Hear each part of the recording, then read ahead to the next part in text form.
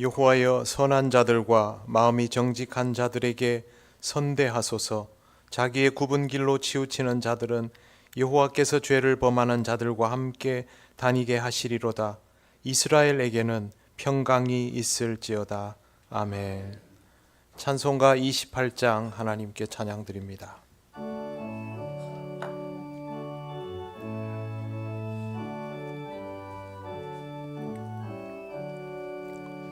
복의 근원 강림하사 찬송하게 하소서.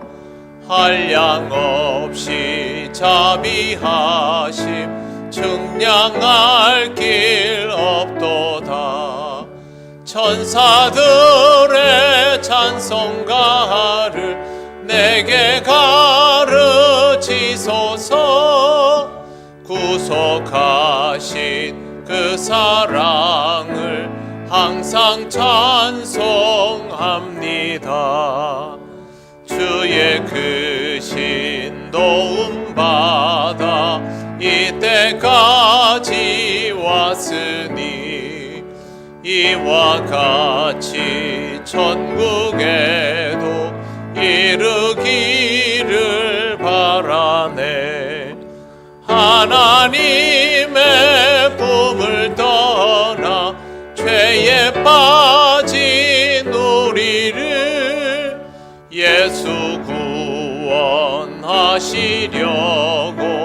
보혈 흘려 주셨네. 주의 귀한 은혜 받고 일생 빚진 자 되네. 주의 은혜 사슬 되사 나를 주께 매소서. 우리 마음은 연약하여 범죄하기 쉬우니 하나님이 받으시고 천국인을 지소서. 아멘.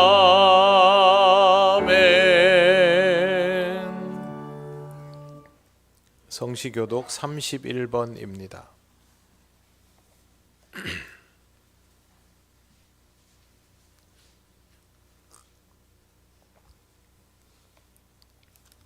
하나님이 일어나시니 원수들은 흩어지며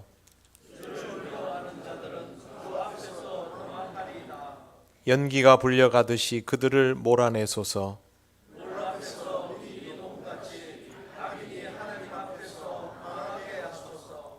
의인은 기뻐하여 하나님 앞에서 뛰놀며 기뻐하고 즐거워할지어다. 하늘을 타고 광야에 행하시던 이를 위하여 대로를 수축하라.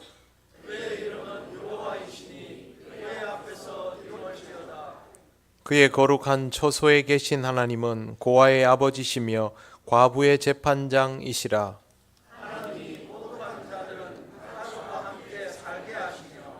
갇힌 자들은 이끌어내사 형통하게 하시느니라.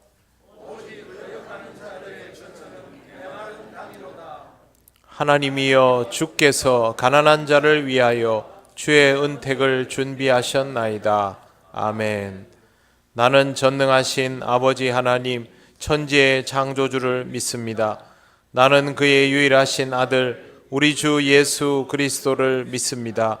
그는 성령으로 잉태되어 동정녀 마리아에게서 나시고 본디오 빌라도에게 고난을 받아 십자가에 못 박혀 죽으시고 장사된 지 사흘 만에 죽은 자 가운데서 다시 살아나셨으며 하늘에 오르시어 전능하신 아버지 하나님 우편에 앉아 계시다가 거기로부터 살아있는 자와 죽은 자를 심판하러 오십니다. 나는 성령을 믿으며 거룩한 공교회와 성도의 교제와 죄를 용서받는 것과 몸의 부활과 영생을 믿습니다. 아멘. 찬송가 336장 하나님께 찬양드립니다.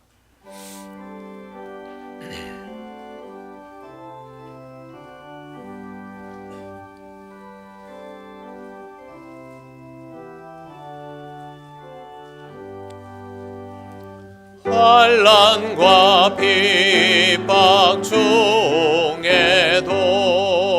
성도는 신앙 지켰네. 이 신앙 생각할 때에 기쁨이 충만하도다. 성도의 신앙 따라서 죽도록 충성하겠네. 옥중에 매인 성도나 양심은 자유 얻었네. 우리도 고난 받으면 죽어도 영광 되도다. 성도의 신앙 따라서 죽도록 충성하겠네.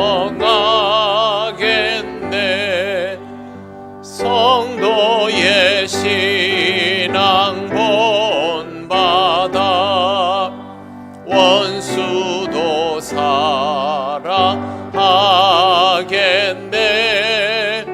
인자한 언어 행실로 이 신앙 전파하리라. 성도의 신앙 따라서 죽도록 충성하겠네.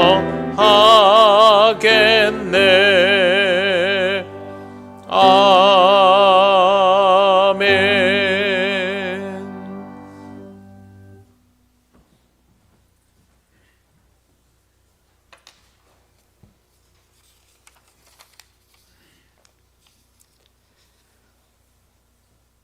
길이요 진리요 생명 되신 하나님 아버지 은혜를 감사합니다.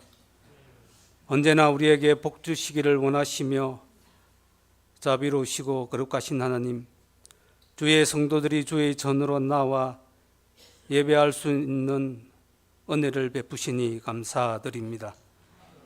예수 그리스도의 대속의 십자가의 사랑으로 우리를 도우시고 인도하여 주셨는데, 우리는 지난 한 주간 주님의 사랑을 잃어버린 채 죄악 가운데 살았음을 고백하오니, 아버지 하나님, 부족하고 어리석은 종들을 긍휼히 여기시고 용서하여 주시옵소서. 아버지 하나님, 우리나라와 민족을 여기까지 인도하신 에베네셀의 하나님, 지금 온 나라가 혼란한 가운데 있습니다. 법과 원칙, 공정과 상식을 말하는 이 땅의 지도자들은 지금 어디에 있는지 국민들이 묻고 있지만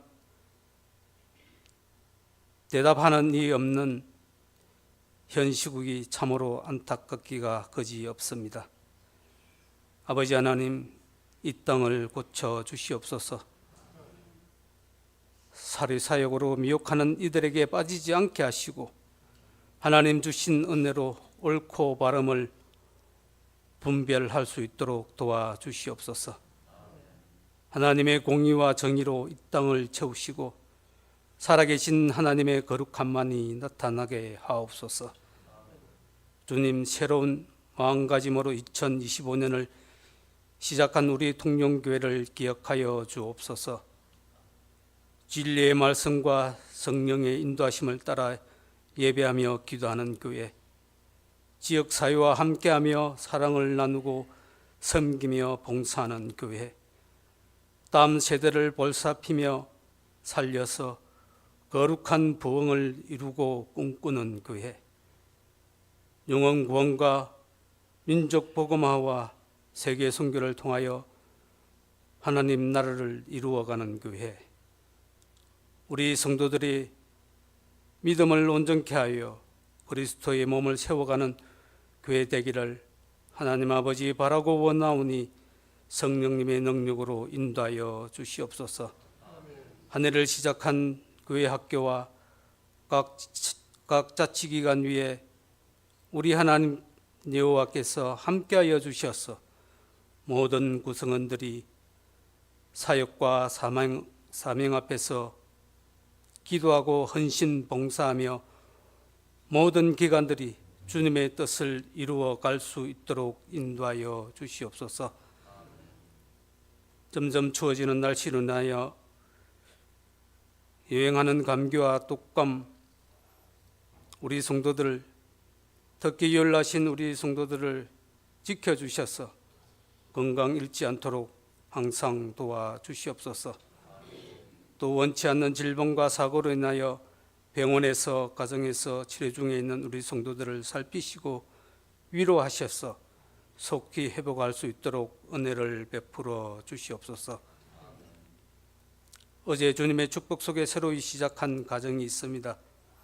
우리 하나님께서 이 가정과 함께 하셔서 믿음 안에서 서로를 지키고 도우며 사랑함으로 성숙해 갈 수 있도록 인도하여 주시옵소서. 이 시간 말씀 앞으로 나아갑니다. 담임 목사님에게 성령님께서 함께 하셔서 피곤치 않게 하시고 말씀을 전할 때 우리의 영과 혼과 간줄과 골수를 찔러 쪼개는 능력의 말씀으로 역사케 하시옵소서. 새벽부터 이 시간까지 예배를 돕는 모든 성도들의 헌신을 기억하여 주시옵고 언제나 우리를 살피시고 도우시는 예수님의 이름으로 기도드립니다. 아멘.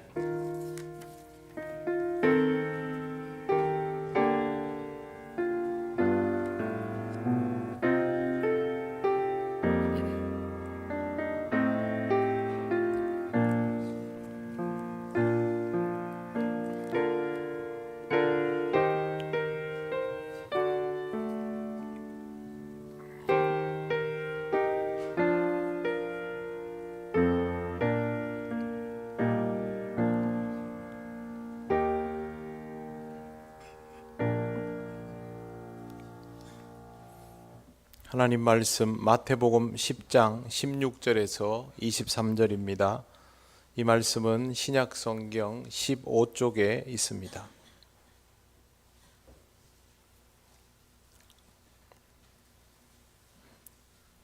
마태복음 10장 16절에서 23절 말씀을 봉독합니다. 보라, 내가 너희를 보냄이 양을 이리 가운데로 보냄과 같도다. 그러므로 너희는 뱀같이 지혜롭고 비둘기같이 순결하라. 사람들을 삼가라. 그들이 너희를 공회에 넘겨주겠고 그들의 회당에서 채찍질하리라.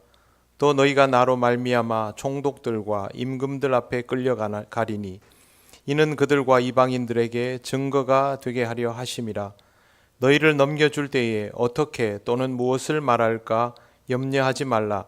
그 때에 너희에게 할 말을 주시리니 말하는 이는 너희가 아니라 너희 속에서 말씀하시는 이 곧 너희 아버지의 성령이시니라. 장차 형제가 형제를, 아버지가 자식을 죽는 데에 내주며 자식들이 부모를 대적하여 죽게 하리라. 또 내가 내 이름으로 말미암아 모든 사람에게 미움을 받을 것이나 끝까지 견디는 자는 구원을 얻으리라. 이 동네에서 너희를 박해하거든 저 동네로 피하라. 내가 진실로 너희에게 이르노니 이스라엘의 모든 동네를 다 다니지 못하여서 인자가 오리라. 아멘. 기도드리겠습니다. 하나님 아버지, 이 시간 하나님의 말씀을 전하고 듣습니다. 먼저 전하는 이 부족한 종을 지키시고 오직 말씀 그대로 전하게 하시고 듣는 회중도 말씀 그대로 받게 하옵소서. 예수님 이름으로 기도드립니다. 아멘. 오늘 우리가 읽은 본문은 박해의 시대에 관한 말씀입니다. 본문 이 시절을 보면 제자들은 예수님과 함께 크게 무리 없는 공동체 생활을 하고 있었습니다. 사람들의 시선이 그렇게 좋지는 않았지만 당장 붙잡히고 죽을 만한 상황은 아니었던 것입니다.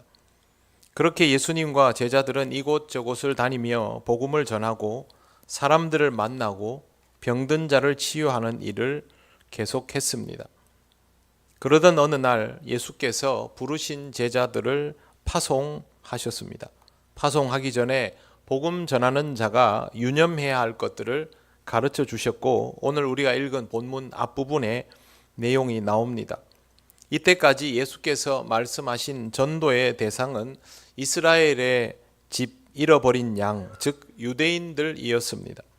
그들을 만나러 갈 때 여벌의 옷이나 돈은 필요 없고 복음을 받아들이는 사람들을 통하여 먹을 것을 공개받고 그들의 집에서 평안히 머물다 돌아오라 하셨습니다.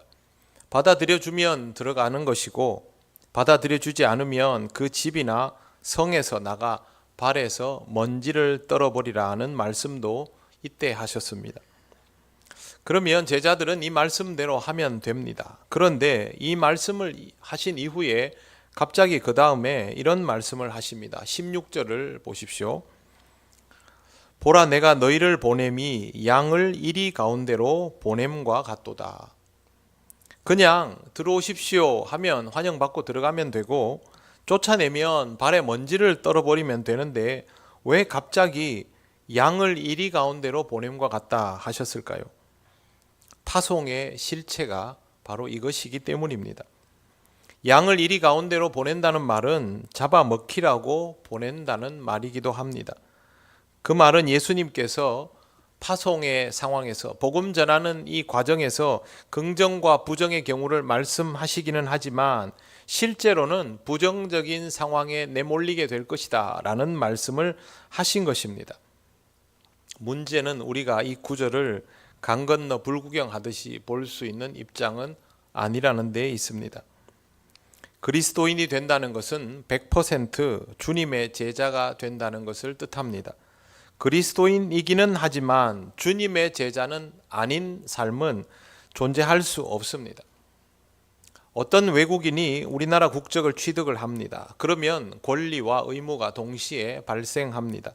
납세의 의무, 병역의 의무 등을 이행해야 하는 것이죠. 그리스도인의 정체성도 마찬가지로 권리와 의무가 동시에 발생합니다. 제자가 되어서 말씀을 들을 수 있고 배우고 주님과 동행할 수 있는 것이 권리라면 그렇게 배우고 동행하며 쌓은 것들을 전하는 것이 의무입니다. 은혜를 받았으면 은혜를 나누는 것이 당연한 도리이지 않습니까? 이 당연한 도리를 행하는 것이 양을 이리 가운데로 보냄과 같다 하신 것입니다.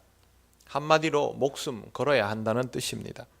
그러면서 예수께서 온갖 박해의 상황에 대하여 말씀을 하시는데 첫 번째가 사람들을 삼가라 였습니다. 사람들에게 파송을 하시면서 사람들을 삼가라 하시면 도대체 뭘 어떻게 하라는 겁니까? 17절 말씀을 보시겠습니다. 사람들을 삼가라, 그들이 너희를 공회에 넘겨주겠고 그들의 회당에서 채찍질 하리라. 가면 체포당할 것이고 채찍질 당할 것이다. 가라는 말입니까? 가지 말라는 말입니까? 이 말은 이렇게 될 거니까 가지 말라는 것이 아니라 이렇게 될 거니까 알고 가라는 뜻입니다. 18절 말씀입니다. 또 너희가 나로 말미암아 총독들과 임금들 앞에 끌려가리니 이는 그들과 이방인들에게 증거가 되게 하려 하심이라. 총독과 임금, 이방인 다 얘기하십니다. 그런데 제자들은 지금 주변 마을로 파송되어 가는 거 아닙니까? 그렇지요? 첫 파송이니까. 근데 갑자기 왜 총독, 임금 이야기를 예수님께서 하십니까? 지금 제자들이 파송하는 것은 실제 경기로 말하면 연습 게임입니다.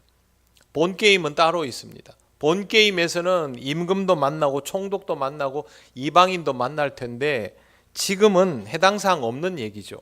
그런데 이 해당 사항 없는 얘기를 이제 연습 게임 시작하는 제자들한테 예수님께서 먼저 말씀하신 것입니다.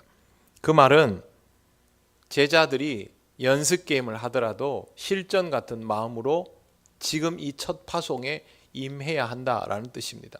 실제로 세계적인 선수들이 운동할 때 태도를 보면요, 공통점이 있습니다. 연습할 때 실전처럼 한답니다. 그런 사람들이 실전에서 재기량을 발휘할 수 있다라고 이야기합니다. 이것도 똑같은 것이죠. 여기까지 보면 견적이 딱 나옵니다. 그리스도인으로 살아간다는 것은 박해의 상황으로 보내진다라는 뜻입니다.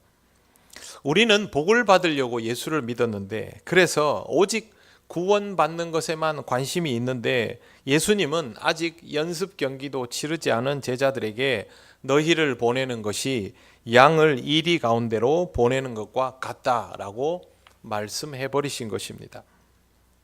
이제 막 주님을 만나서 평안함을 좀 얻었고, 이 평안함을 좀 유지하면서 안정화를 이루고 싶은데, 이런 말씀을 접하면 참 부담스럽습니다. 그래서 우리는 이 말씀을 볼 때 그냥 이렇게 흘려 지나가려고 합니다. 하지만 양이 된다는 것은 분명히 이리 가운데로 보내어진다는 뜻입니다. 우리가 목자 되신 주님을 만나서 양이 되는 순간 우리의 운명은 정해진 것입니다. 그것이 바로 그리스도인의 정체성입니다. 여러분, 이 길을 받아들이셨습니까? 은혜 받은 자는 곧 증인된 자요, 구원받은 자는 이 세상에서 이미 구별된 사람입니다. 한 번 더 말씀드리겠습니다. 은혜 받은 자는 곧 증인된 사람입니다. 이미 증거를 가지고 있지 않습니까? 그리고 구원을 받은 자는 이미 이 세상에서 구별이 된 사람들입니다. 이리가 가득한 가운데에서 양으로 살아야 하는 사람들인 것입니다. 이것 자체가 고통입니다. 어부나 세리들이 제자가 되는 순간 이 길이 열려버린 것을 예수님은 아시기 때문에 미리 알려주시는 것입니다. 문을 열면 따뜻한 바람이 나가고 찬바람이 들어오는 것이 동시에 이루어지는 것과 같습니다. 안타깝게도 예수를 믿는 삶은 쉽지가 않습니다. 그럼에도 불구하고 이렇게 살아가야 하는 이유는 이런 삶이 진짜로 인간답게 사는 것이기 때문입니다. 창조주 하나님을 알며 하나님을 의식하고 하나님의 뜻을 알아가며 그 뜻에 맞추며 살아가는 것이 하나님이 만들어 놓으신 인간의 본 모습에 가장 가까운, 즉 인간다운 삶입니다. 이 삶의 끝에 영원한 하나님 나라가 확정되는 것입니다. 이 과정을 위하여 우리는 결국 박해를 견뎌야 합니다. 그런데 지금 우리에게 박해가 없지 않습니까?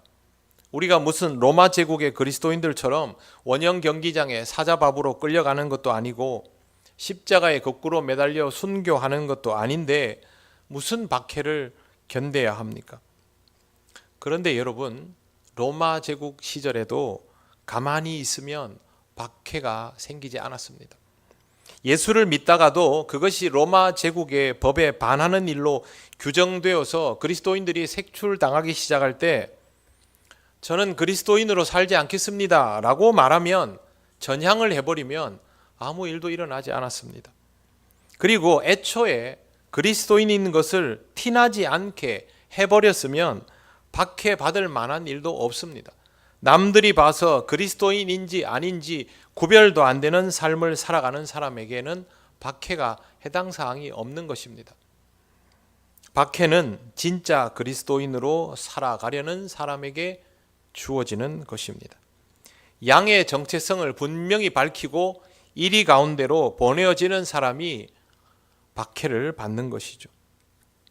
박해라는 말을 사전적으로 보면 개인이나 집단이 개인 또는 다른 집단에 의하여 학대받는 것이라고 되어 있습니다. 그 말은 어떤 집단이 막강한 힘을 가지고 나한테 위력을 가할 수 있는 상태에서 내가 그걸 알고도 그 집단에 반하는 말과 행동을 하면 나한테 고통이 온다는 뜻입니다. 우리 그리스도인들이 복음을 가지고 위력을 행사할 수 있는 집단 앞에 마주서서 복음의 위력으로 거기에 저항하면 박해를 받는다는 말입니다. 그런데 여러분, 복음은 세속적인 집단의 기초를 붕괴시키는 작동 원리를 가지고 있습니다. 주님의 말씀은 매우 평화적이지만 사실 그 평화의 기본 원리인 사랑은 세상의 질서를 파괴하는 힘입니다. 이웃을 사랑하면 경쟁자가 사라집니다. 원수를 사랑하면 승자와 패자가 사라지고 지배자와 피지배가 깨집니다. 여러분, 세상은 이렇게 하면 안 돌아갑니다. 세속의 방식은 승자와 패자를 만들고 경쟁자를 만들어내고 계급을 만들어내고 그래야 돌아갑니다. 공산주의가 왜 실패했습니까? 인간의 본능에 기반한 경쟁력을 상실시켜 버린 것이 직접적인 이유 아닙니까? 자본주의도 마찬가지입니다.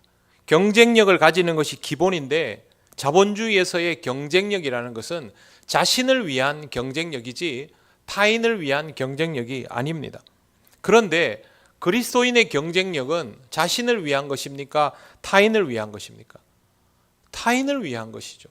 그렇기 때문에 이 세상의 원리와는 반대인 것입니다. 이웃 사랑, 원수 사랑은 이런 힘인데 이 힘이 커질수록 마귀 사탄이 바라는 세상은 한쪽 귀퉁이에서부터 무너져 내리기 시작할 수밖에 없습니다. 그래서 1위는 양을 그냥 둘 수가 없는 것이죠. 박해는 1위의 세상을 만들고 싶어하는 사람들에게서부터 시작되었습니다. 1위와 같은 사람들이 약육강식의 세상을 유지하기 위해서 그들이 가지고 있는 구조를 깨뜨리려 하는 예수 그리스도와 그를 믿는 자를 박해 가운데로 몰아넣는 것입니다. 이런 의미에서 보면 박해는 우리가 교회를 다닌다고 해서 받는 것은 아닙니다. 진짜 그리스도인이 되어서 복음을 들고 세상을 향해 나아가면서 세상에 영향력을 미쳐서 이 세상이 가지고 있는 논리 구조를 깨가면서 살아갈 때 받기 시작하는 것이죠. 세상을 향하여 나아가지 않고 교회 안에만 가만히 있으면 박해는 없습니다. 그리고 교회는 그러다가 소멸됩니다. 박해에 의한 것이 아니라 도태가 되는 것입니다. 진정한 주님의 몸된 교회는 살아있기 때문에 끊임없이 역동합니다. 그래서 도태되지 않습니다. 그런데 교회가 도태가 된다는 것은 그런 역동성이 없다는 뜻입니다. 세상 사람들이 교회를 향하여 손가락질을 합니다. 그런데 내용을 잘 보면 우리가 그들이 가지고 있는 역학 구조를 깨뜨리는 위험성을 가지고 있다고 손가락질을 하는 것이 아니라 이리가 가득한 이 세상에서 그래도 너희는 양이어야 하는데 왜 양의 구실을 하지 않느냐라고 하면서 손가락질을 합니다. 우리가 양의 자리를 지키고 있으면, 고통받더라도 양으로 살고 있으면 자신들이 양이어야 하는데 이리로 변해버렸다는 사실을 잊지는 않을 텐데 교회도 세상과 똑같이 이리가 되어가고 있으니 그렇게 하지 말아달라고 우리에게 호소하는 것입니다. 이런 식으로 손가락질 당하는 것이 박해는 아닙니다. 이렇게 해서 쇠퇴하면 도태되고 자멸하는 것입니다. 교회가 약해졌다, 교인 수가 줄었다, 쇠퇴한다, 세상이 그렇게 만들었습니까? 아닙니다. 우리 스스로 자초한 것이죠. 사람들이 교회를 못 가게 막 막고 있습니까? 아닙니다. 우리 스스로 힘을 잃어간 것이죠. 박해는 우리가 우리의 역할을 할 때 시작되는 것입니다. 이 시대를 향하여 공의와 사랑을 외칠 때에, 그리고 그 공의와 사랑이 번져 나가기 시작할 때 마귀 사탄의 수하들로부터 죄와 악이 가득한 이 세상의 원리를 소유하고 싶어하는 사람들이 우리를 부담스러워하면서 시작하는 것이 박해입니다. 건강한 교회는 예전부터 부자가 가난한 사람을 위하여 구제 헌금을 내는 구조로 이루어져 왔습니다. 그런데 부자가 이렇게 했다고 해서 부자는 갑이고 구제를 받는 가난한 사람은 을이 되는가? 교회는 그렇지 않습니다.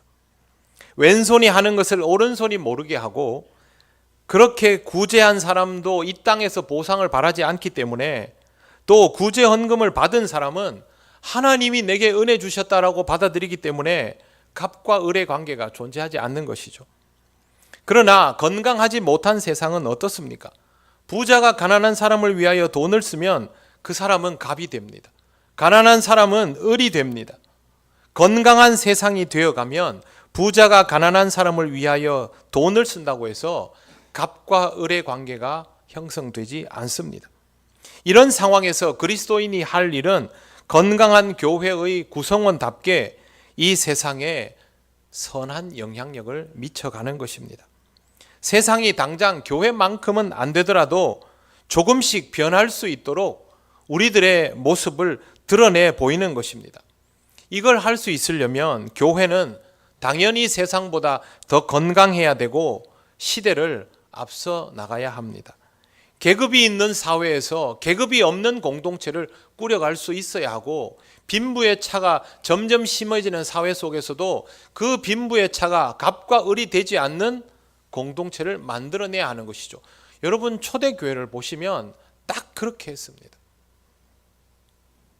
서구 사회에서 기부 문화가 발달한 것을 여러분 보실 겁니다. 한 국가를 책임질 만큼의 재산을 가지고 있던 젊은 사람이 자기 재산을 사회로 다 환원하겠다고 해버립니다. 여러분, 돈이 많아서 하는 거 아닙니다. 부자는 돈에 민감합니다. 자본의 가치를 알고 손익에 대한 계산이 아주 선명한 사람입니다. 그런 사람들이 자기 전 재산을 다 내어놓을 수 있는 것은 그들 사이에 이런 기부 문화가 오래전부터 자리 잡고 있었기 때문에, 그런 것들을 어릴 때부터 당연하게 교육받았기 때문입니다. 이 교육이 어디서부터 시작됐습니까? 교회입니다. 부자가 자기 전 재산을 내놓은 것은 부자의 입장에서는요, 불이익을 감수하는 겁니다.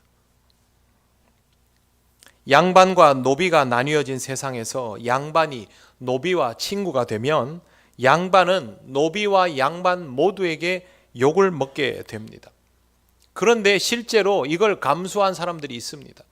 우리나라에도 물론 있지만 초대교회 사람들이 이걸 감수했습니다. 다는 아니었죠. 그런데 이렇게 한 사람들이 적지 않습니다. 지난해 12월 29일에 지미 카터 미국 전 대통령이 하나님 나라로 갔습니다. 카터가 대통령직보다 교사의 직분을 더 중요하게 여겼을 때 그걸 제일 보기 싫어했던 사람이 누굴까요? 카터와 똑같은 자리에 앉았던 권력자들입니다. 그런데 그걸 너무도 잘 아는 카터는 그걸 알고서도 감수해내었습니다. 이것이 바로 그리스도인의 삶입니다. 이리의 세상에서 양이 되는 순간 잡아먹히게 되어 있는데, 그걸 알면서도 그 길을 가는 것이 그리스도인인 것입니다. 박해는 그리스도인에게 불가피하기 때문에 예수님께서 미리 예방주사를 놓아주신 겁니다. 박해에 대한 예수님의 대처법을 보겠습니다. 16절을 보십시오. 하반절에 보시면, 그러므로 너희는 뱀같이 지혜롭고 비둘기같이 순결하라 라고 되어 있습니다. 여러분, 뱀이 나오면 지혜롭다 합니까? 교활하다 합니까? 교활하다 하지요. 그런데 여기는 지혜롭다고 되어 있습니다. 그것은 선한 의도의 영리함이라는 뜻입니다. 이걸 위해서는 비둘기같이 순결해야 됩니다. 머리를 아무리 써도 교활해지지 않아야 하는 것이죠. 머리 쓰는 것이 잔머리가 되지 않는 것이 그리스도인의 특징입니다. 머리를 쓸 때 잔머리가 들어가면 과정보다 결과에 주목하게 됩니다. 성공할 수 있다면 방법에 문제가 좀 있어도 괜찮다고 생각하는 것이죠. 세상에서 일어나는 많은 일들 중에 옳지 못한 것들이 모두 이와 같은 관념에서 비롯되었습니다. 교활해지고 지혜로워지고의 차이는 우리 자신의 정체성을 얼마나 지킬 수 있는가에 딸려 있습니다. 순수함으로 승부하던 정치인들이 변질하는 모습을 우리는 참 많이도 보아왔습니다. 정말 역겹지 않습니까? 그런데 신앙적으로 우리들이 이런 모습일 수 있는 것입니다. 이렇게 되지 않으려면 수단 방법을 가리지 않는 인간이 되어서는 안 됩니다.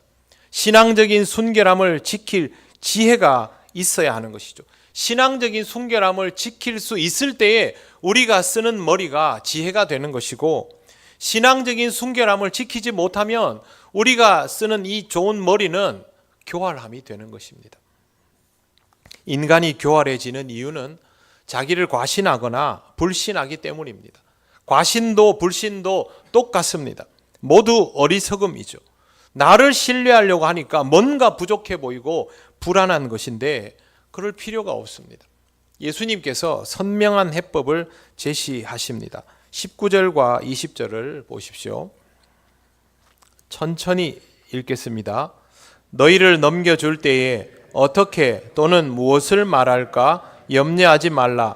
그 때에 너희에게 할 말을 주시리니 말하는 이는 너희가 아니라 너희 속에 말씀하시는 이 곧 너희 아버지의 성령이시니라. 아멘. 성령이 말씀하시게 하면 됩니다. 우리가 모르는 답이 아닙니다. 그런데 이걸 하려면 내가 성령께 속한 사람이어야 합니다. 내가 앞서지 않아도 조급하거나 두렵지 않은 상태가 되어야 이것이 가능해지지 그냥은 안 됩니다. 기도하고 평안해져야 합니다. 그리고 이 평안함이 응답입니다. 내가 머리 굴리지 않아도 수작 부리지 않아도 하나님께서 하실 것이다 라는 확신이 생기면 사람은 평안해질 수 있습니다. 우리는 이걸 믿음이라고 부릅니다. 나는 복음을 가지고 복음에 합당한 말과 행동을 하고 그 다음은 하나님께서 하실 것들을 기다리는 것입니다. 그리고 마지막에 나오는 21절과 22절은 기독교인들이 살아 움직일수록 세상의 판도가 깨진다는 말씀을 하신 것입니다. 기독교인들이 활성화되면 생각지도 않은 갈등 구조가 발생한다는 뜻인데요. 21절을 제가 읽겠습니다. 장차 형제가 형제를, 아버지가 자식을 죽는 데 내주며 자식들이 부모를 대적하여 죽게 하리라. 이러면 콩가루 집안이죠. 안 그렇습니까? 그런데 36절을 보십시오. 예수님께서 이런 말씀하십니다. 사람의 원수가 자기 집안 식군이라. 불신자들이 보면 깜짝 놀랄 내용입니다. 신앙생활을 제대로 하면 가족에게 배척당하고 공동체 안에서 왕따당하며 사회에서 불이익을 당하게 된다라고 말씀하시는 겁니다. 그럴 수도 있다가 아닙니다. 그렇게 된다입니다. 그럴 수밖에 없는 것은 좀 전에 설명드린 것처럼 이 세상의 가치와는 다른 가치를 추구하기 때문입니다. 세상에는 선하고 좋은 영역들이 존재하지만 영원한 것은 없습니다. 여러분, 인간이 제일 주목하는 게 뭐냐 하면 권력입니다. 철학이 과거에는 신에 대하여 탐구했습니다. 그러다가 인간에 대하여 탐구하기 시작했습니다. 그리고 세상의 체제에 대해서, 이념에 대해서 탐구했습니다. 그러다가 권력에 대해서 탐구하기 시작합니다. 그게 20세기 중반부터입니다. 지금까지도 그 영역을 탐구하고 있습니다. 왜? 모든 것들이 그 권력 욕구에서부터 비롯된다는 것을 보았기 때문이죠. 여러분, 지금이 계급 사회입니까? 아닙니까? 답을 못 하시겠죠. 아닌 듯 한데 맞는 것 같기도 하고, 맞는 것 같기도 한데 또 아닌 것 같기도 하고. 인간은 권력을 지향하는 한 계급 구조를 포기하지 않습니다. 계급 구조 위에 있어야 권력을 유지할 수 있기 때문이죠. 그런데 그리스도인은 어떻습니까? 남자나 여자나 자유자나 종이나 유대인이나 헬라인이나 주님 안에서 형제 자매 아닙니까? 여러분, 우리가 이 공동체에서 계급을 느낍니까? 그런데 이 교회 밖만 나가면 다 계급입니다. 그래서 우리는 이 세상에서 배척당할 수밖에 없는 것입니다.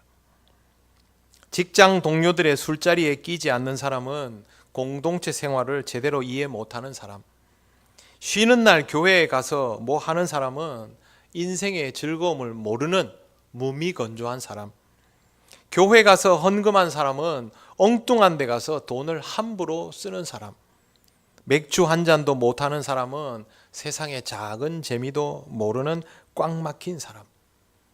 이게 세상의 관념입니다. 로마도 처음에는 기독교인들을 그냥 조금 이질적인 존재로 보았습니다. 그러다가 황제를 숭배하는 법을 만들어 놓고 숭배하지 않으니까 박해하고 죽이기 시작했습니다. 로마 가톨릭은 성경적으로 살아가려는 개혁교회 교인들을 배교자로 낙인 찍으면서 화형시켰습니다. 나치 독일은 유태인을 돕는 기독교인들을 유태인과 동일하게 취급하며 반역자로 몰아세웠습니다. 여러분, 나치 독일이 유태인들과 결혼도 못하게 했습니다. 초대교회 시절 유대인들은 이미 처음부터 예수 믿는 사람들을 박해하고 죽였습니다. 이 모든 것이 그들이 가지고 있는 사회 구조와 정체성에 대하여 동의하고 동조하지 않은 것이 박해 이유였습니다. 22절 말씀 보십시오. 또 너희가 내 이름으로 말미암아 모든 사람에게 미움을 받을 것이나 끝까지 견디는 자는 구원을 얻으리라. 세상은 결국 주를 믿는 자를 미워하게 되어 있습니다. 시간이 지나면 이해하고 받아들이고 축혀 세워주는 것이 아닙니다. 여러분, 고대와 중세에서 사람들이 원했던 게 뭐냐 하면 기독교 국가가 자리 잡히는 겁니다. 그러면 하나님 나라가 더 빨라지겠지. 아니었습니다. 어떤 기독교 국가도 순식간에 세속화가 이루어졌고 교회도 커지면 세속화가 됐습니다. 그래서 그리스도인답게 살아가다 보면 항상 배척당하고 힘들었습니다. 세월이 가다 보면 언젠가 사람들이 우리를 인정하고 우리가 마음껏 그리스도인다움을 뽐내는 세상이 올 것이야. 아닙니다. 앞으로도 우리는 힘들 것입니다. 그리스도인답게 살아가려 할수록 그렇지 않은 사람들에 의해서 배척당하게 될 것입니다. 이게 주님께서 주신 말씀입니다. 우리가 할 일은 끝까지 견디는 것입니다. 끝까지 견딘다는 말은 살아남으라는 말이 아니라 믿음을 저버리지 않고 신앙인답게 살아가는 것입니다. 어떤 상황에도 내가 그리스도인이라는 사실을 잊지 않는 것입니다. 사랑하는 성도 여러분, 그리스도인답게 살아가려 할수록 박해가 가까워진다는 것을 기억하시기를 바랍니다. 그리고 그 박해를 견뎌낼수록 구원도 선명해진다는 것을 함께 기억하시기를 바랍니다. 내가 잘못해서 어려워지는 것과 그리스도인답게 잘해서 어려워지는 것을 구별할 수 있어야 이 길을 갈 수 있습니다. 그래서 말씀과 기도가 꼭 필요합니다. 구별이 어렵다면 항상 자신을 먼저 돌아보고 자기 안에서의 문제부터 풀어나가시기를 바랍니다. 연초부터 좀 희망적이고 밝은 메시지를 전해드리면 좋겠지만 지금은 그런 시대가 아닙니다. 지금 우리가 얼마나 혼란스러운 상황 속에 있습니까? 여러분, 사람들이 만나면 눈으로 말하지요. 당신은 어느 쪽입니까? 여러분은 하나님의 백성입니다. 그리스도인입니다. 그래서 여러분이 어떤 판단을 내리더라도 그리스도인다운 가치를 가지고 그리스도인답게 과정을 중요하게 여기고 이 땅의 도덕보다 더 높은 가치인 하나님 나라의 법을 지켜나가면서 그렇게 다른 사람들과는 다른 모습으로 살아가시기를 바랍니다. 우리가 우리 자리를 지켜야 사람들이 방황을 빨리 멈출 수 있습니다. 항상 주의 복음을 가지고 그리스도인답게 살아가시고 세상이 나를 힘들게 하면 내가 뭘 잘못했는지부터 돌아보시고 하나님 앞에서 최선을 다하는데도 나를 힘들게 하면 내가 그리스도인답게 살아가고 있구나라고 받아들이셔도 됩니다. 그리고 끝까지 잘 견디어 나가시기를 바랍니다. 기도드리겠습니다. 하나님, 은혜를 감사합니다. 참 부담스럽고 두려운 말씀을 함께 나누었습니다. 감당하는 것이 쉽지 않습니다. 그러나 하나님 함께하여 주시고 성령께서 우리를 위하여 말씀하여 주시고 인도하여 주시옵소서. 우리가 이 땅의 빛과 소금의 역할을 감당하기 원합니다. 하나님께서 그렇게 할 수 있도록 역사하여 주옵소서. 예수님 이름으로 기도드립니다. 아멘. 찬송가 345장 찬양하시며 봉헌하시겠습니다.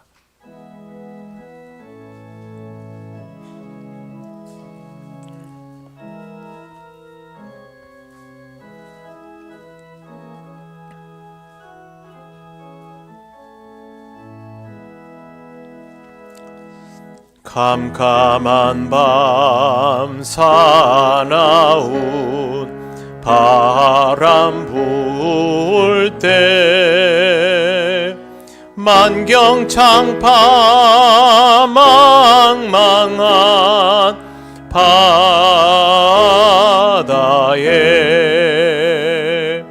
외로운 배 한 척이 떠나가니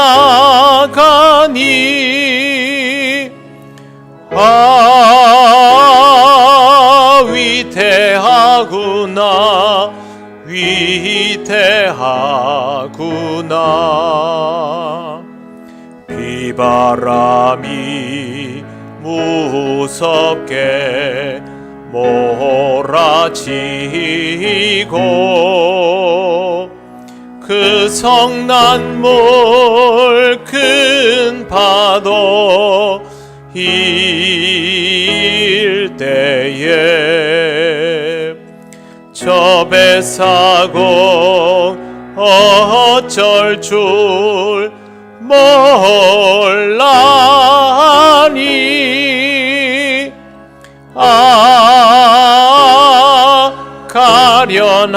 가련하구나 가련하구나. 절망 중에 그 사공 떨면서도 한 줄기의 밝은 빛 보고서 배 안에도 하나님 계심 믿고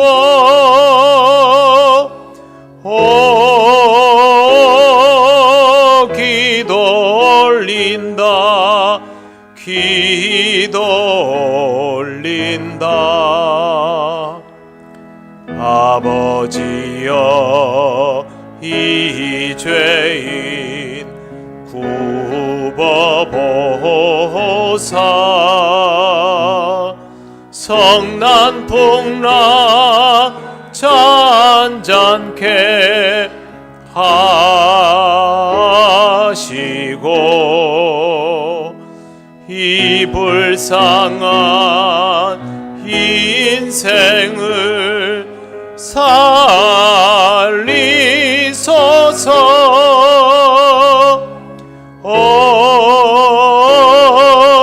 우리 하나님 우리 하나님.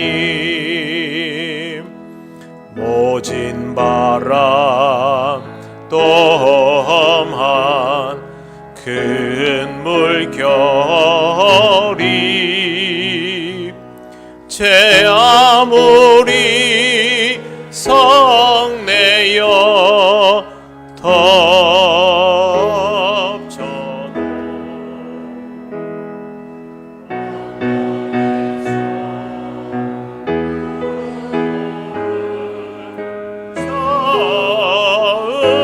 서으시니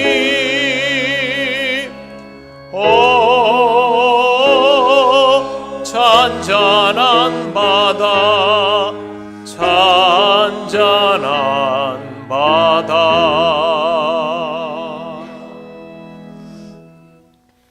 하나님 감사합니다. 오늘 또 하나님께 기쁘게 예배하며 기쁜 마음으로 예물을 올려드립니다. 하나님 나라를 위하여 모두 쓰여지게 하옵소서. 우리 사랑하는 성도들의 삶을 지켜주시니 감사합니다.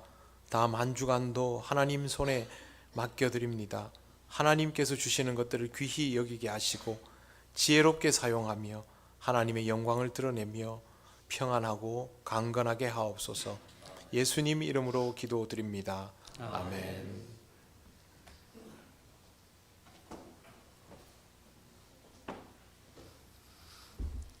교회 소식 전하겠습니다. 예배에 나오신 모든 분을 환영합니다. 처음 오신 분은 새가족부의 안내를 받으시기 바랍니다. 예배, 오늘은 주님 수세주일입니다. 우리를 위하여 공생애를 시작하신 예수 그리스도를 기억하시기 바랍니다. 요즘도의 주일 예배가 다음 주일 오후 찬양 예배 때 있겠습니다. 모임, 공동의회 오늘 이 예배 후에 본당에서 있겠습니다. 교육부 회의 오늘 12시 40분 3층 로비에서 있겠습니다. 원래회 다음 주일 19일 2부 예배 후에 각 지정장소에서 원래를 갖겠습니다. 교회 학교 교사 세미나가 오는 25일 토요일 오전 9시 제3교육관에서 있겠습니다. 안내, 교회 학교 동계 수련회 일정이 주부에 나와 있습니다. 보시고 교회 학교를 위해서 기도해 주시고 안전하게 다녀올 수 있도록 또 기도해 주시면 감사하겠습니다. 진주 남로의 신년 교사 강습회가 다가오는 18일 토요일 오전 10시 진주교회에서 있겠습니다. 감사떡과 고기가 제공되는데 이명렬 장로님 가정에서 찬조해 주셨습니다. 또 양시원 집사님은 생미역을 찬조해 주셨고 김태현 집사님 가정에서 또 반찬을 제공해 주셨습니다. 수요 기도의 기도 순서는 오는 15일입니다. 김정희 집사님께서 준비해 주시면 감사하겠습니다. 담임 목사님 동정, 동반 목회자 지원위원회 워크숍 강사로 가시는데 오는 토요일 삼천포 제일교회에서 있습니다. 또 주부에 없는 안내를 두 가지 드리겠습니다. 오는 14일 화요일 저녁 7시 엘카이어 정기 공연이 있는데 장소는 통영시민문화회관에서 있겠습니다. 또 한 가지 여자 화장실이 추위로 얼어서 지금 사용을 할 수가 없습니다.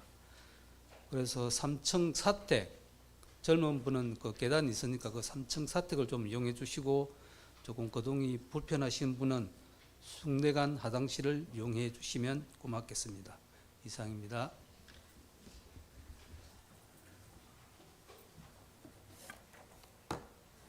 네, 교회 학교가 신년부터 좀 이렇게 신앙적 긴장감을 가지고 하기 위해서 기도회도 함께 하고 또 세미나라고 나와 있는데 워크숍도 같이 할 생각입니다. 25일에는 그렇게 진행이 될 건데 관심을 가지고 기도해 주시고요. 그리고 제가 그 동반 목회 지원위원회 워크숍을 가는데 이거는 우리 동행주일 강의를 하러 가는 겁니다. 지난번에는 지원받는 교회들을 대상으로 강의를 했고요. 우리 그 김부종 장로님께서 거기 회계를 하시는데 이번에는 지원하는 대상, 우리 같은 입장에 있는 교회들을 위해서 강의를 합니다. 여러분들이 기쁜 마음으로 잘 감당해 주셔서 뭐 교만할 일은 아니지만 우리 교회의 자랑이 되었습니다. 저도 기쁜 마음으로 다녀오고 다른 교회들도 이렇게 할 수 있으면 좋겠다라는 생각을 해봅니다. 여러분 기도해 주시기 바랍니다. 그리고 오늘 그 필경대에 보면 성경에 들어갈 수 있는 크기로 가이드북이 있습니다. 앞에 뭐 설명도 별로 없지만 지난주에 말씀드린 우리 교회의 기본적인 신앙생활 수칙과 그 다음에 연간 계획표, 교회 학교에 나오는 연간 계획표, 그 다음에 우리 교회 조직, 구역장, 기관장, 그리고 사업체까지 여기 작은 이 종이에 다 들어 있습니다. 그래서 성경책에 끼워서 다니시고요. 교적이나 요람은 디지털화해서 앞으로 여러분이 모바일로 사용할 수 있도록 되겠지만 그래도 이거 아날로그로 이렇게 가지고 있으시면 쓰시기에 좋지 않습니까? 교인들 업체도 다 있으니까요. 집에 가실 때 꼭 챙겨서 가시면 되겠습니다. 네, 이제 일어나셔서 예배드린 교우들과 인사하시겠습니다. 처음 뵙는 분들과도 인사하시겠습니다.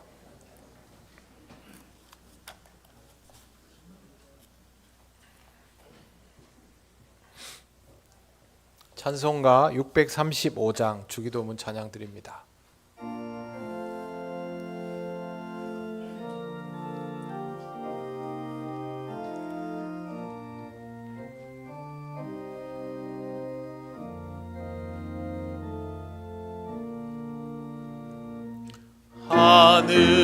하늘에 계신 아버지 이름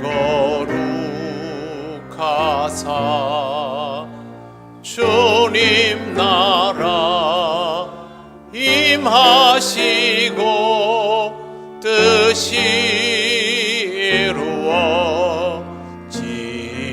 이루어지이다.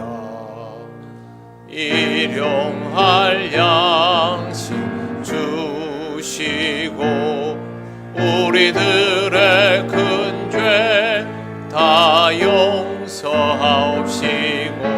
또 시험에 들게 마시고 악에서 구원하소서. 대개 주의 나라 주의 권세 주의 영광 영원히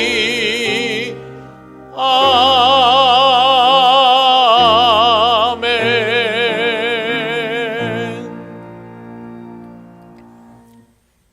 우리 주 예수 그리스도의 크신 은혜와 하나님 아버지의 놀라우신 사랑과 성령님의 교통하시고 인도하여 주심이 어려움을 알지만 그리스도인답게 살아가기 위하여 신앙의 정체성을 지켜나가며 하나님의 자녀다운 삶을 이루어가기를 원하는 이 시간 예배하는 권속들 위해 영원토록 함께 하시기를 간절히 축원하옵나이다.